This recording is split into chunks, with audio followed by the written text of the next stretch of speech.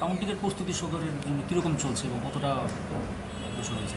সদর মহকুমায় 8টা assembly segment আছে। এই 8টা অ্যাসেম্বলি সেগমেন্ট এবং মোহনপুর এবং জিরানিয়ার আরও 6টা অ্যাসেম্বলি সেগমেন্ট, মোট 14টা অ্যাসেম্বলি সেগমেন্টের ভোট গণনা হবে উন্মুক্ত একাডেমি প্রাঙ্গণে। তো আগামী 23 তারিখ সকাল 8টা থেকে ভোট গণনা শুরু হবে।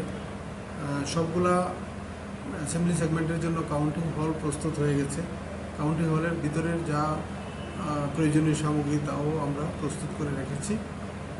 এখন শুধু ভোট গণনার জন্য অপেক্ষা। যাবতীয় প্রিপারেশন হয়ে গেছে। তারপর আজকে ইলেকশন কমিশনের পক্ষ থেকে একটা ট্রায়াল রান হচ্ছে। সুবিধাতে ভোট গণনার প্রত্যেকটা রাউন্ডেই সুবিধাতে প্রথমে এন্ট্রি দিতে হবে। তো সুবিধা থেকে এন্ট্রি দেওয়ার পর যে কোনো নাগরিক ওনার মোবাইল অ্যাপে এই ভোটের যে ট্রেন্ড এটা দেখতে পাবেন। সারা ভারতব্যাপী এই সুবিধা এন্ট্রি হবে।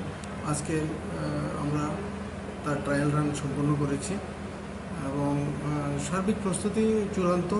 এখন শুধু আমরা গণনার জন্য অপেক্ষা করছি। এবার তো এই ভিভিপ্যাট স্লিপও আলাদা করে কাউন্ট করার ব্যাপারটা। হ্যাঁ, ইভিএমে ভোট গণনার পর প্রত্যেকটা অ্যাসেম্বলি সেগমেন্টে 5টা করে ভিভিপ্যাটের স্লিপ গণনা করা হবে।